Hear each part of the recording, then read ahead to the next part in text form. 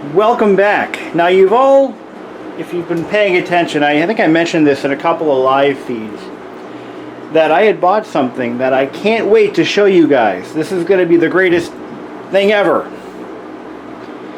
See, well, this is the thing that I was going to show you guys, but it's also a cautionary tale. We'll get more into that later.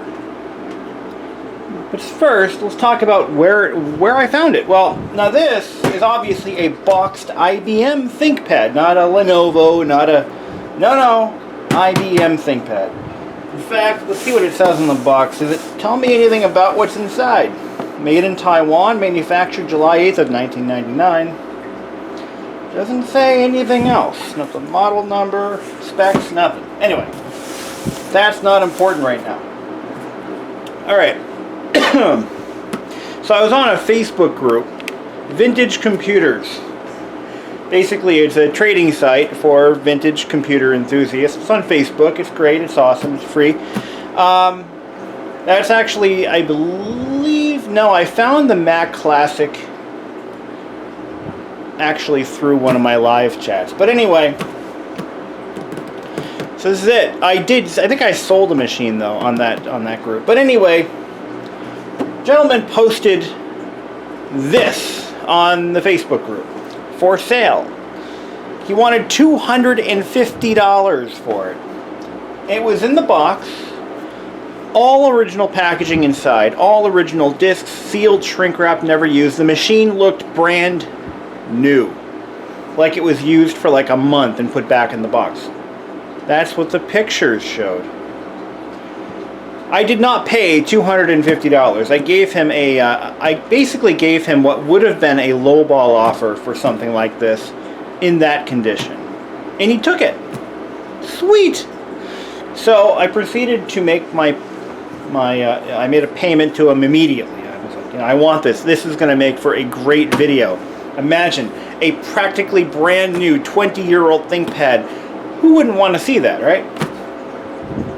So he goes and he sends it to me, and there was a little bit of a miscommunication at first. I didn't get it when I was told I was going to get it, and I was a little miffed about that. So I contacted him, and he's like, "Oh my God, I'm sorry."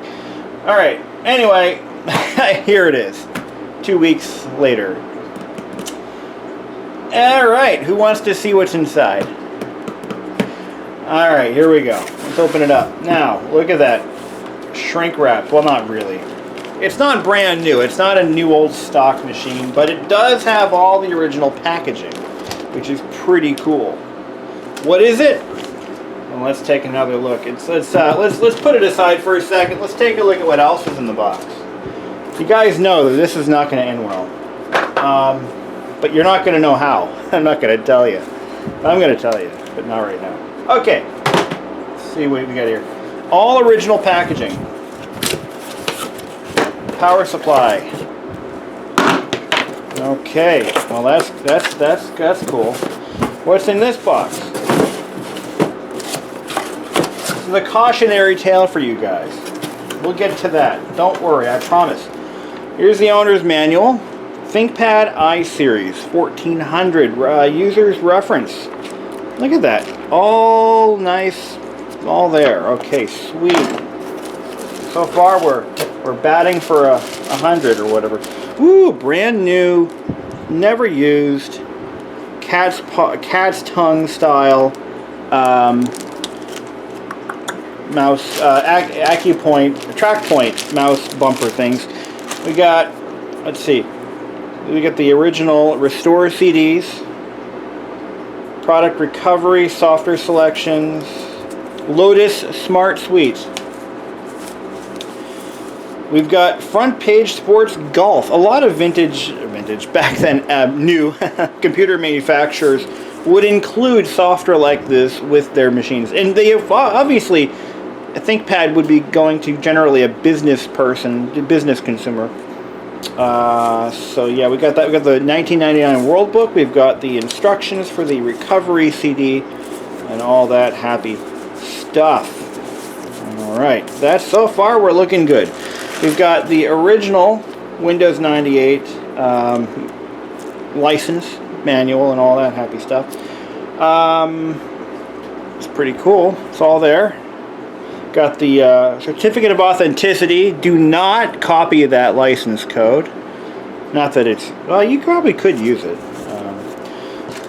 Okay, we got all that in a bag of chips. Okay. Let's put this stuff back in the packet it came in.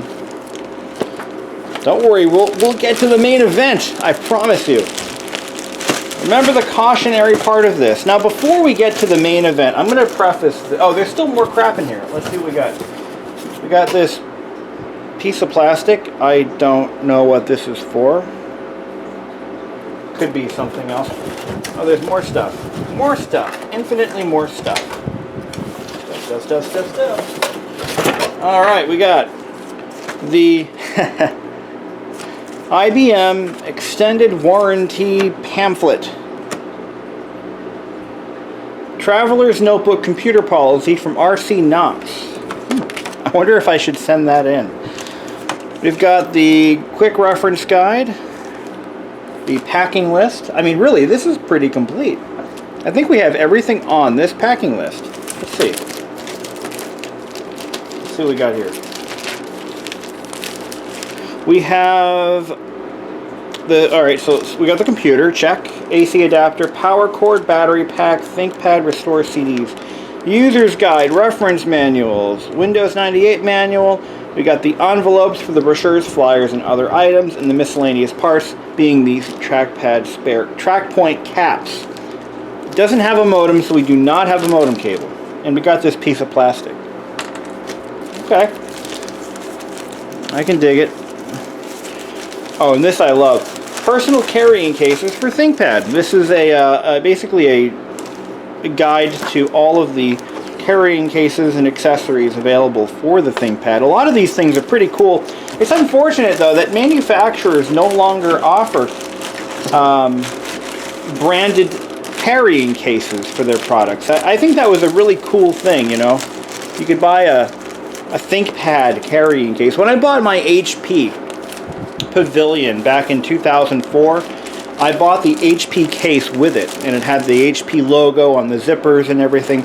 I thought that was a nice touch. Okay, I don't think anybody sells that stuff anymore, sadly. Alright, let's put this all back in the box here.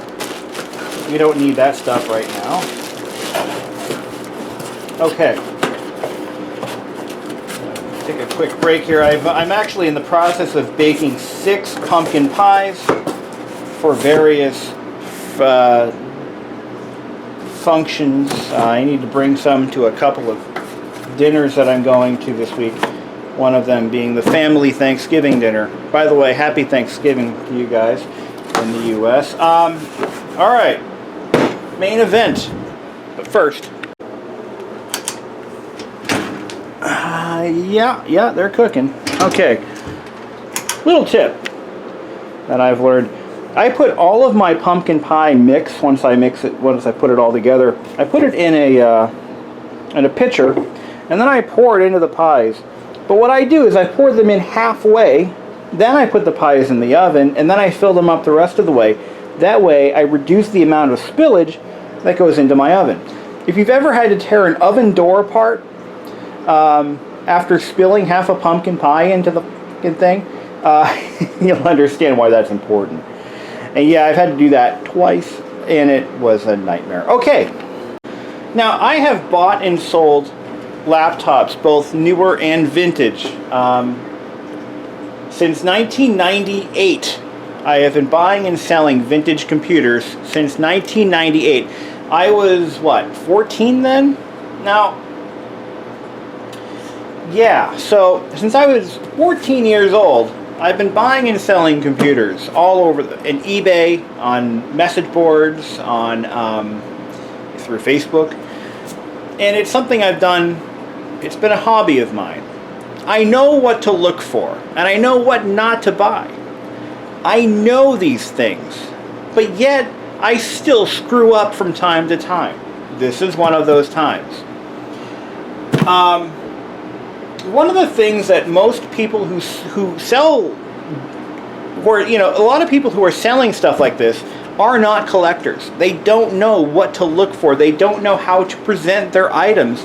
Or maybe they do, and they're really sneaky. I think the person selling this laptop had nothing malicious intended. I don't believe this person knew what they were selling. More specifically, I don't think they knew what to disclose and what not to disclose. The way this item was presented, however, led me to believe that it was in absolutely mint condition.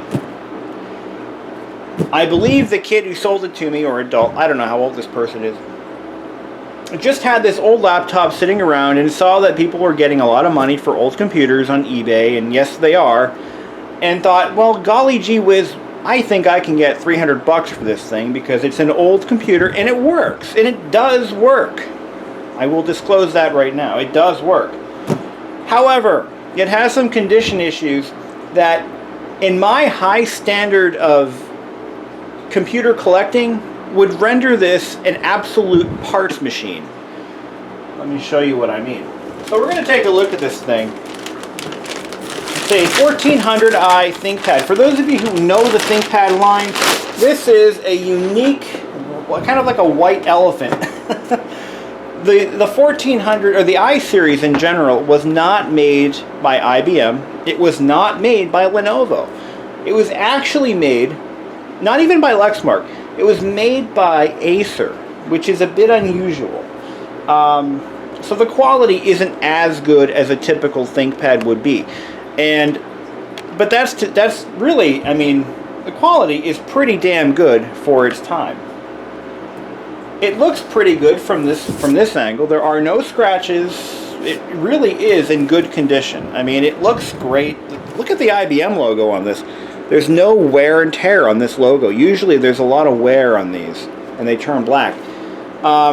Look at the back here. I mean, it's all there. It's got up. It is missing a standoff, but for the most part, it's in pretty good shape. I mean, there's not a lot of scratching or discoloration or anything of that nature. Look at this side. You got the floppy drive and the CD-ROM drive there. But this is where we find our first major problem. Now, this is a major problem to me. There's a nice crack right here in the lower shell. Like, what the hell, man? It's cracked. That was the first thing I noticed. But when I saw this crack, I just lost it. I'm like, no way. No way. I did not just pay crazy money for this stupid thing. Again, I paid more than I should have, but not nearly as much as they were asking. I did pay too much, though. Over here, I got a nice crack on this, by the memory card door, all the way to here. I think there was another one.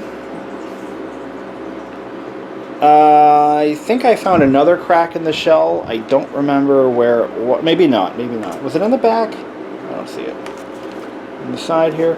But I mean, it's otherwise in pretty good shape. And look at the cooling fan. Looks pretty clean.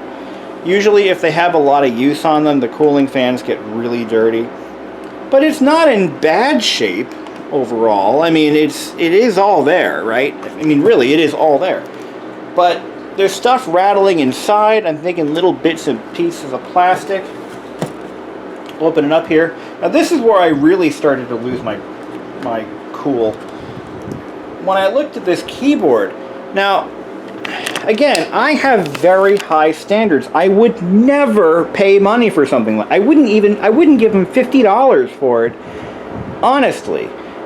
In this condition, it's just not worth it to me, because the amount of effort it would take to find a replacement chassis for this sucker in good condition, it just isn't easy. But look at this keyboard.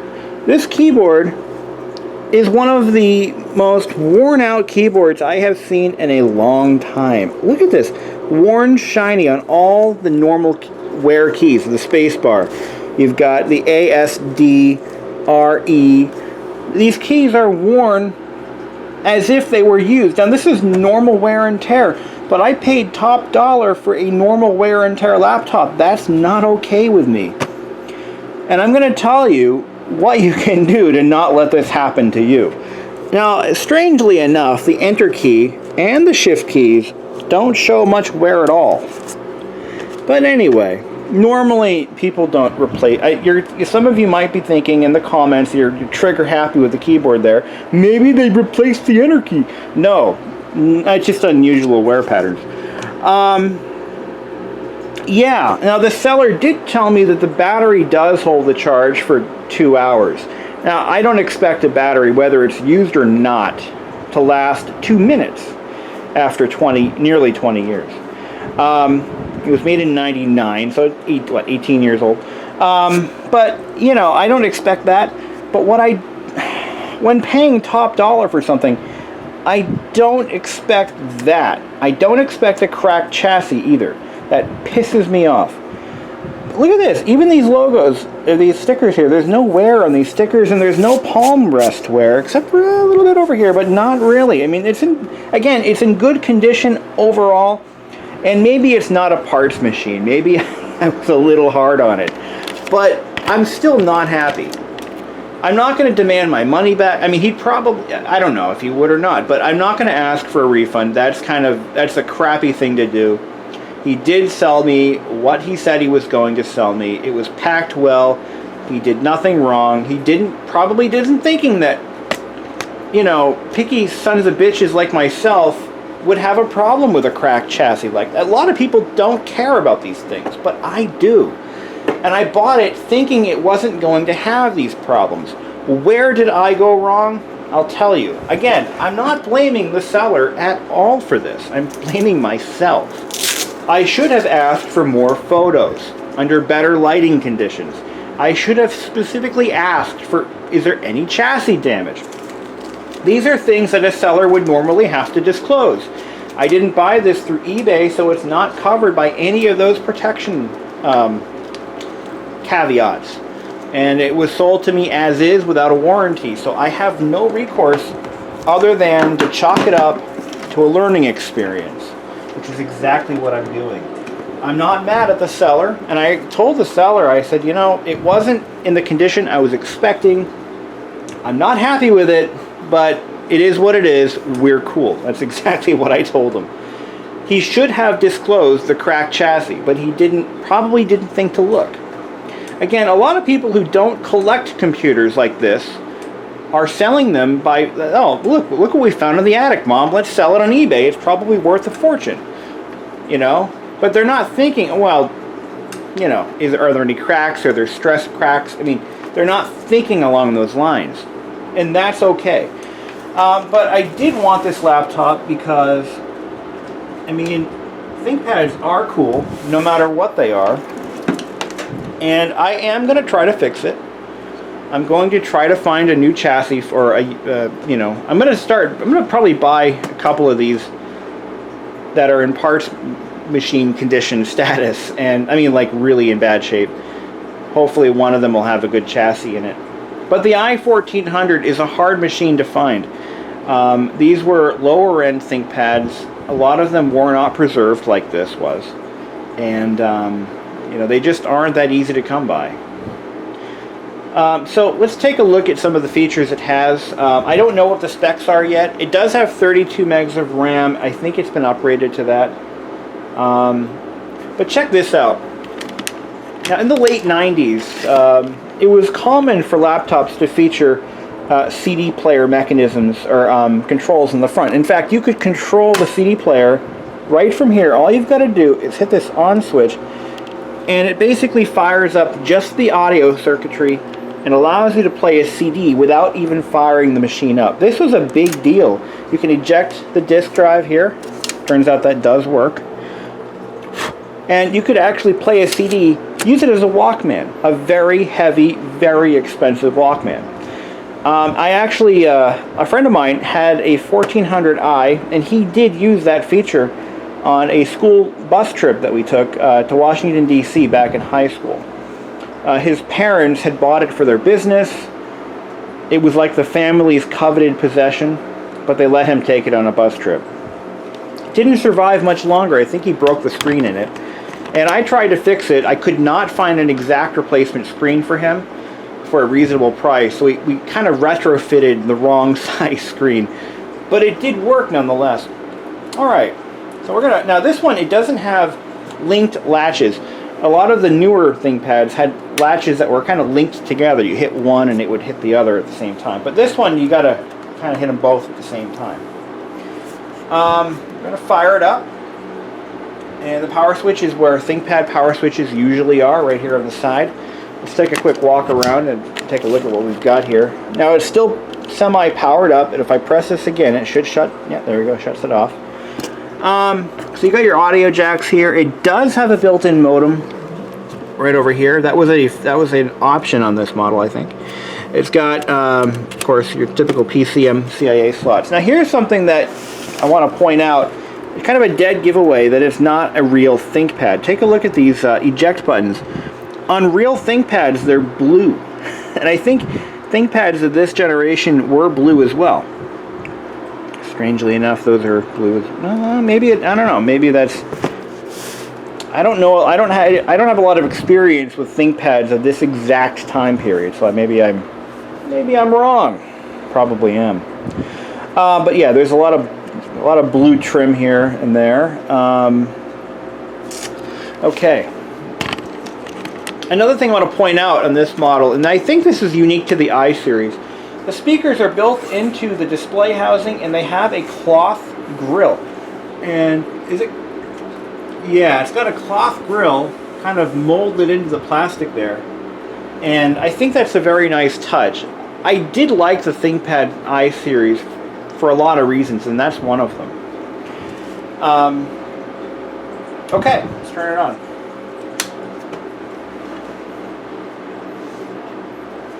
So I did check it out a little bit when I first opened the box. I found that the CMOS battery is dead. You know, newsflash. That's okay. I'm going to have to put a battery in it. If I decide to go through and refurbish it, I'm going to have to do that. Not a big deal. Press F1 to continue. I'm entered to continue. Let's see what the BIOS looks like on the Acer ThinkPads here. Wow, that is not an IBM BIOS. Take a look at that. That is not a ThinkPad BIOS. That is Acer all the way. Let's zoom in a little bit and you can see what we're dealing with here. For those of you who have more experience with ThinkPads, the BIOS on ThinkPads is a little bit more advanced, and it's also controlled by mouse control as well. This is definitely Acer. The Pentium 2 366 is actually a Celeron. Based on the Pentium 2. It has a 4.5 gig hard drive. Okay. Of course, CD-ROM and basic system settings. Not going to bother setting any of that. Oh, I have to set a time, don't I? Okay, it doesn't seem to want to take anything here. I think I'm having to type the date or time, but it's not accepting it. Let's go back. I want to say it just locked up on me, but I don't want to say that. Maybe it did, maybe it didn't. It's like Acer really tried to make this look like a ThinkPad. It was made under contract, obviously. IBM said, we need a budget grade laptop because everyone's kicking our ass in that market, so we got to do something. What do? Let's go to Acer. You know, they'll make anything. It's like the Life commercial. So Acer, obviously, it won't let me continue. Yeah, it won't let me continue beyond this. Interesting. So Acer produced basically an IBM ThinkPad clone, and in the best way they knew how. You know, they didn't obviously use IBM's BIOS. They did create this nice splash screen that makes it look like a ThinkPad. Yeah, it's interesting. I couldn't get any of those. Startup configuration. That's all default stuff. Onboard devices, system security. Now, another neat thing about the I series, because it's not a genuine IBM, there's a really good chance that if you set a BIOS password or a system admin password, you could probably reset it by pulling the battery, the CMOS battery.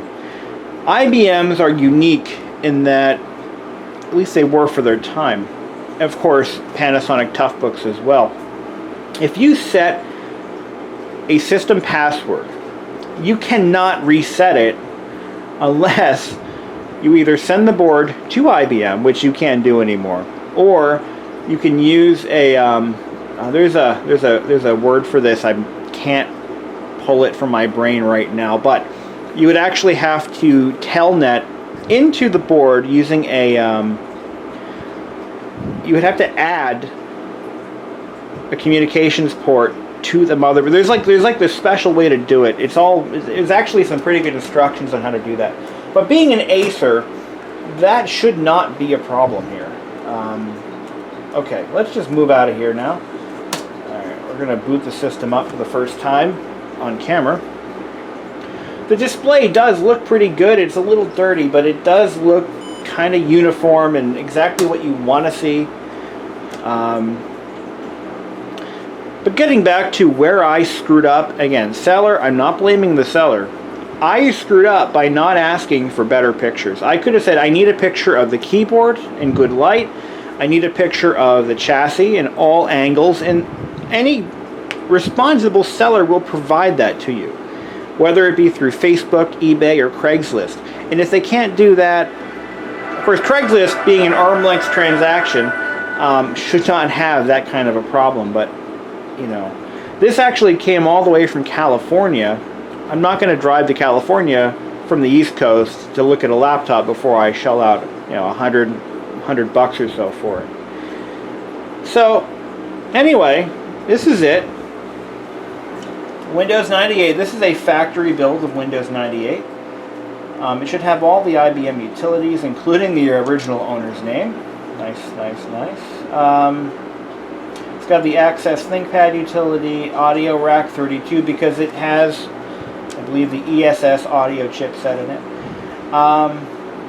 PC Doctor, which is probably something that was added. I've got the ThinkPad 1400i owner's manual. Microsoft Word. What is that, 97 or 2000? Probably 97. Okay. Yeah, it's got Word. Yeah, all the documents have been taken off of it. I did check. The seller also added Doom 95, Unreal Tournament, Wolfenstein 3D, and Quake as a bonus. He didn't realize that I already have all those, but that's okay. That's cool. I like that. It's a nice touch.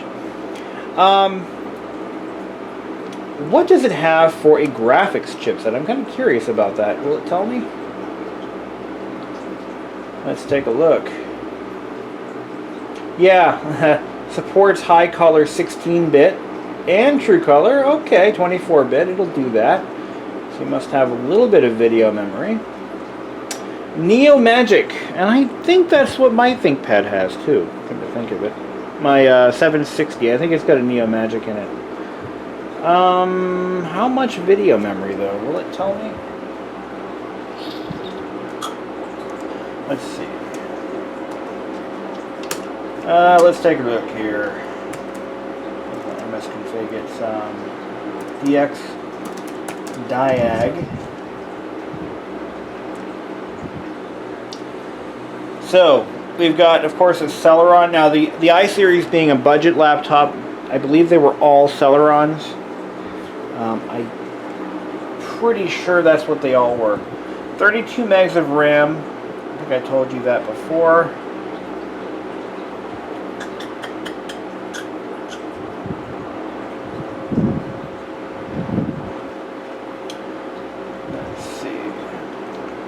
Roughly 2.5 megabytes of video memory. Now, I believe this is a shared memory system and not discrete memory. I believe this is right around the time when computer manufacturers started to save a few bucks by using system RAM as video RAM. So that would explain that. What else can I show? I mean, that's pretty much it. I mean, once you've seen one ThinkPad, you've seen them all. Not true. Windows 98. I mean Windows 98 installs. But it's pretty quick. I mean, it's obviously a clean build, or it was a recent build anyway. It has this drive D partition. I think I'm gonna wipe that out. But that might have been for yeah, I think that was done on purpose.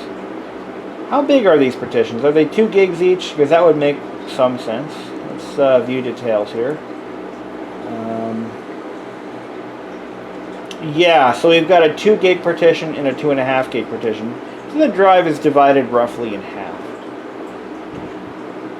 But anyway, yeah, so this isn't terrible. Let's see what this MIDI file sounds like. Oh, that's the Sierra bass. I mean, yeah, Sierra MIDI test. Oh yeah, it's got an analog volume control on the side here. Let's dial it up to 11. There we go.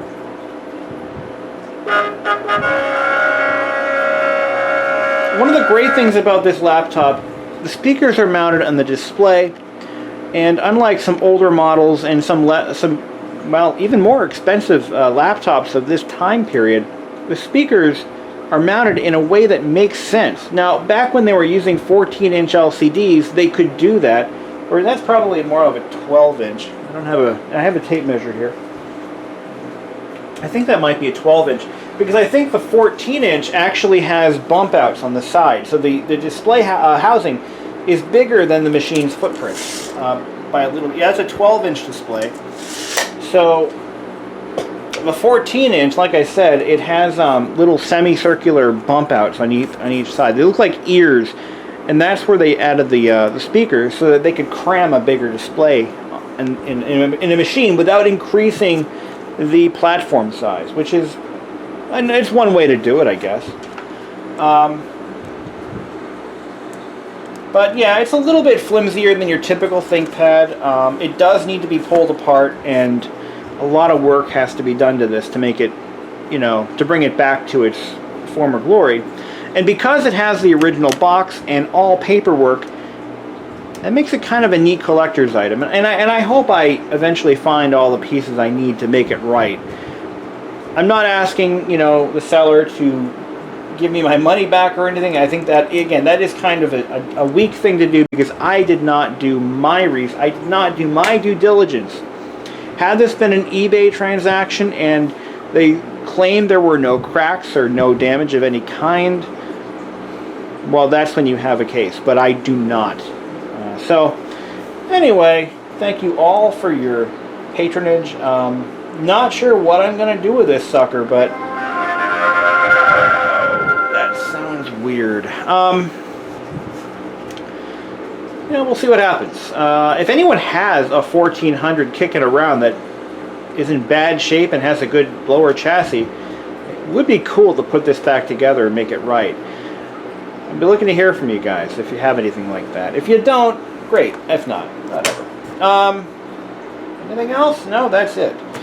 But I have one of the worst 1400 eyes I think I've ever found. Whatever. Oh yeah, the one that my friend had in high school, I believe he had 64 megs of RAM in Windows 2000 in his. He actually upgraded it quite a bit. Before we go, let's take a look at some other stuff on this. I think there's some more things we can check out. Now,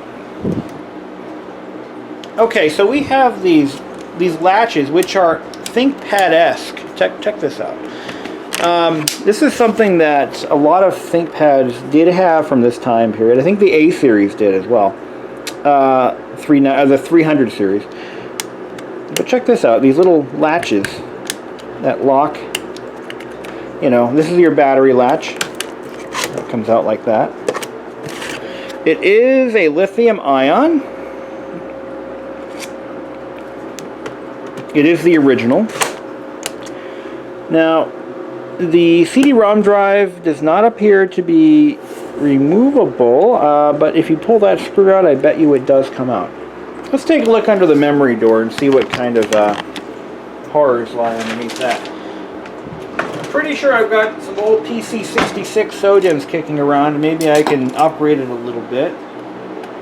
I think I just found some a little while ago. Alright, let's pop this open. Yeah, it's not even fully populated. What do we got here?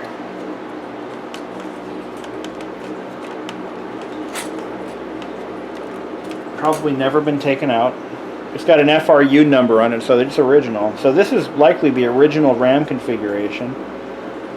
It's got Mitsubishi chips in it. I'll have to look up and see what exactly this one takes. I think it's just PC66. The PC100 should work okay, I think. This door is metal.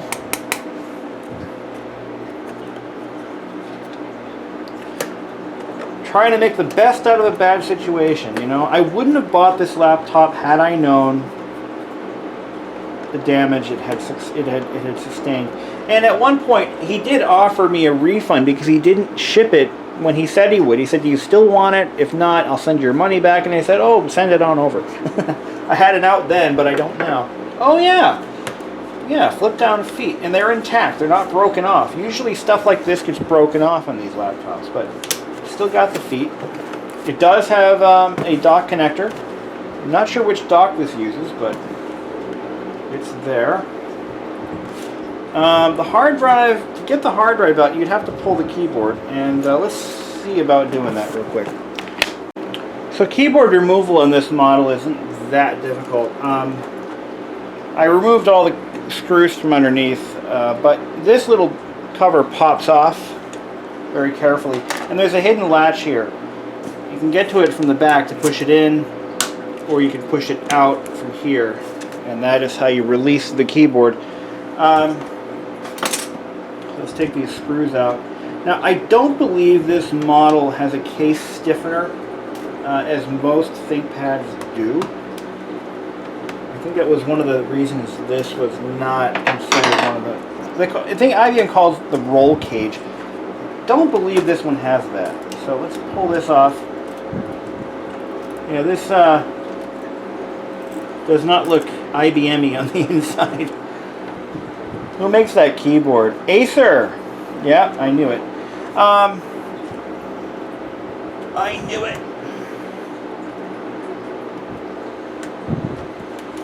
So you've got a couple of ribbon cables here for your track acupoint. Careful not to scratch the screen. Should be using a plastic stick to release these. There we go. Okay. Get that keyboard out. Let's take a look inside. We've got this metal cover. This looks a lot like some of the older Acer laptops I'd worked on at work many years ago. I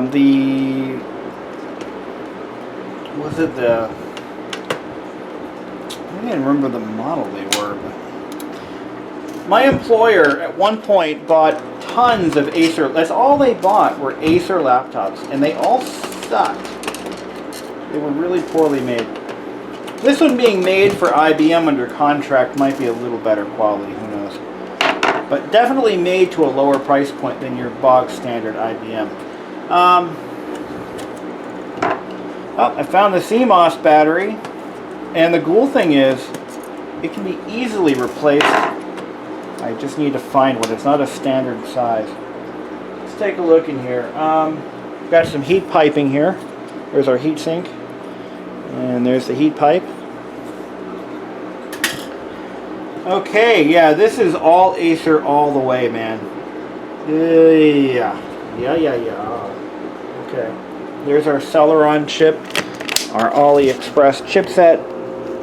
There's our Celeron processor. There's our Neo Magic Media 256AV chip. That's our graphics. We've got our hard drive here, and yeah, it's all there.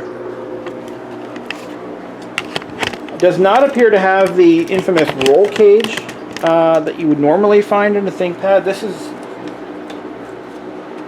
just plastic, nothing but the finest. The battery is charged, or mostly charged. But yeah, here's the it's a CR1220, which I do not have any of those. I'll have to go pick one up, but I'm probably going to go ahead and find one for it. But I'd really like to find a chassis for this sucker. But anyway, so display removal is done by unhitching a couple of screws. This one won't this hinge over here is ready to go. Let's take this hard drive out. I want to see what kind of drive is in here, what make it is. Nothing else, I got a great hard drive for something. Oh, it's got an IBM. It's a Travel Star. 4.86 gig. There you go.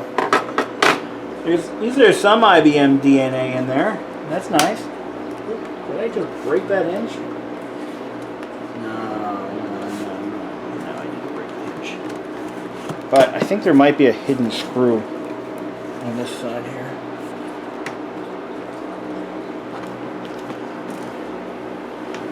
Oh, I missed one. Dumbass. Alright, let's take that screw out. I'll pull the hinge off. I'm going to take a look. There's a lot of junk rattling around in there, and I'm not happy about that. I want to find out what it is and if it's serious or not. So this display, once I get the screws out. Remember laptops back in the day, they had like 11 million different kinds of screws. I mean, really, they're basically a screw salad. All different kinds. And not a screw Caesar salad, because everything is different. See what I did there? Yeah, I dropped a screw in a machine that still has a live battery in it.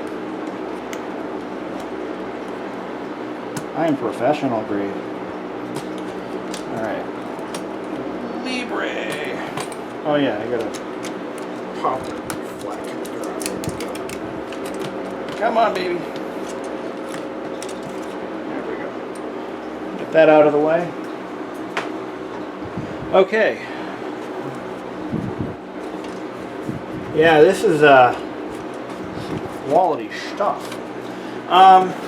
Get this battery out before I blow it.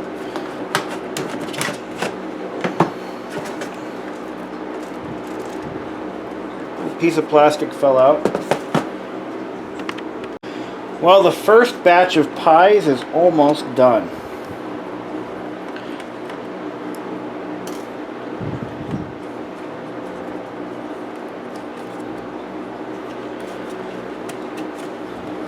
Alright.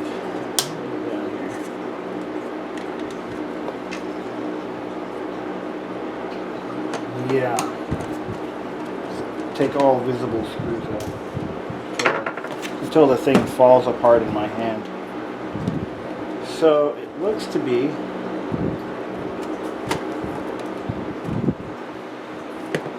what am I missing here?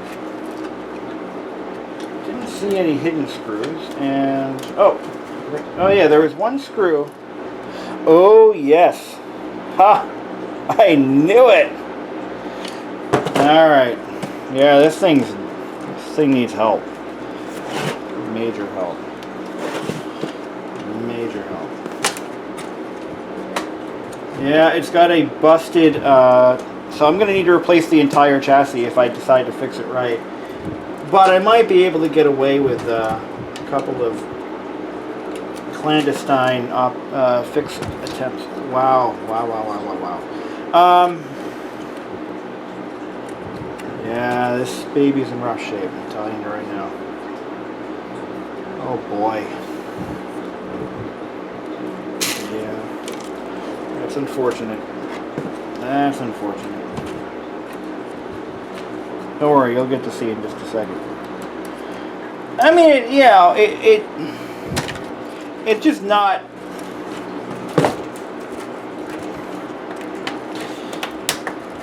It's just not... Yeah. I'm being a little melodramatic here. But, oh, I just hear bits and pieces of plastic. Oh shit. Yeah. This is bad. Really bad. Yeah. Sorry, little Tommy, but little Fido didn't make it today. Yeah, he died. Look at this. This plastic is so brittle. Look at this right here. That's major. That's structural. That I could probably fix that. Actually, yeah, that I can fix. But this, not so good. I'm gonna say this laptop is pretty much parts at this point, because you've got a cracked lower chassis, you've got major damage on the upper chassis. Again, some of this stuff can be fixed, but this plastic is not IBM grade. This is cheap shit, and that's why it failed. Oh man, I wish I had a Carfax on this sucker. But look at how this plastic, it crystallized. It just broke apart. You can't fix that. Not in a way that works. There's a break here too. So, not okay. Not okay. Well, I'm not sure what I'm going to do with this laptop at this point. I'm really disappointed. I wish I hadn't bought it. But hopefully, this is crap. Look at this. It's not. Is it molded in? Or it is molded in color. For a second there, I thought it was painted, which would be totally shithouse. But oh my god. Yeah, I was expecting damage, but not that much.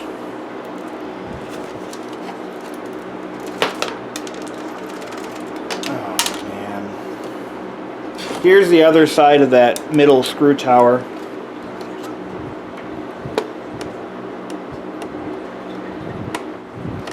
I'm going to pull that up. I knew that was broken before I even took it apart, because I could tell there was something amiss structurally. Let me show you how we could fix some of these. Yeah. What do we got for adhesives here? I got the right stuff, baby. Good. And I'm gonna get some shrink tubing, and I'm gonna show you how some of these can be fixed. But yeah. A couple of things I want to point out before we get into this. This laptop does have a form of roll cage. It has an internal case stiffener, so it isn't actually as bad as I thought it was. The display mounts to this magnesium alloy frame, which actually goes under the motherboard, and it actually encircles the drive bay as well. These are really cool if you throw them in a campfire. Makes a lot of nice bright colors. But it does have a case stiffener, believe it or not. Okay. So what we're going to do here, I'll put this aside.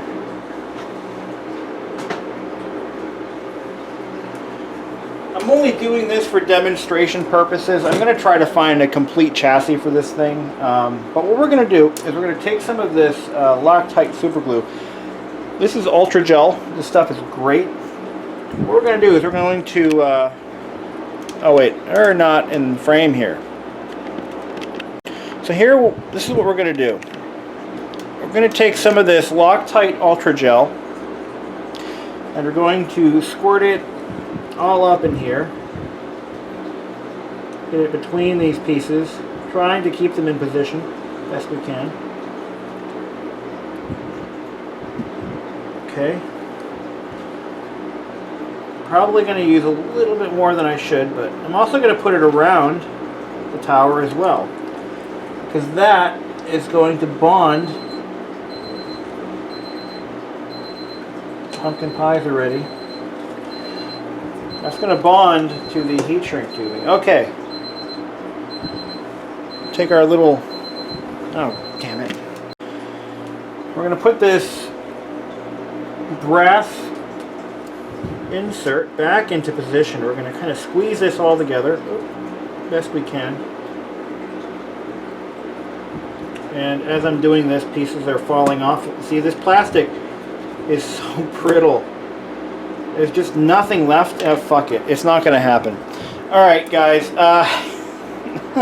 Fucking A. I am a little pissed. But the plastic is so brittle that it's just cracking even more. I mean, oh man. It was probably brittle when it was new, but you tack on like 18 years of age and it just gets even worse. This one is completely sheared off. This one's sheared off. This one's sheared off. You get a car. You get a car. You get a car. And so on and so forth. Oh yeah, there's one broken off here too. This thing is junk. I need a complete chassis for this sucker. I'm not even sure I'm going to be able to find one that isn't broken, which is really disheartening. There's like nothing left to this machine that's worth saving. I mean, it's got all the parts are there. Got the box. Really disappointing when I come across stuff like this and I paid real money for it. That's when I get like really pissed. Alright guys. Thanksgiving's ruined, folks. Pieces are breaking up. Yeah, this is no good. No good. It's so far gone, I can't save it. I can't. You know, if one, maybe two were broken off, maybe I can work something out. But all of them? All of them? Really? Makes it kind of a worthless endeavor. And to make matters worse, we still have the original problem of the severely crippled, structurally deficient chassis. Now, if anybody needs parts for a 1400, hit me up. I might be willing to at least cut my losses on this sucker. I'm not going to throw it out just yet, but act now. Make me an offer. I got a complete motherboard, display, a keyboard that works, got drives. Like, I'm keeping that hard drive. This is something. I'm hanging on to that. That's a good drive. But yeah, everything else. Damn it.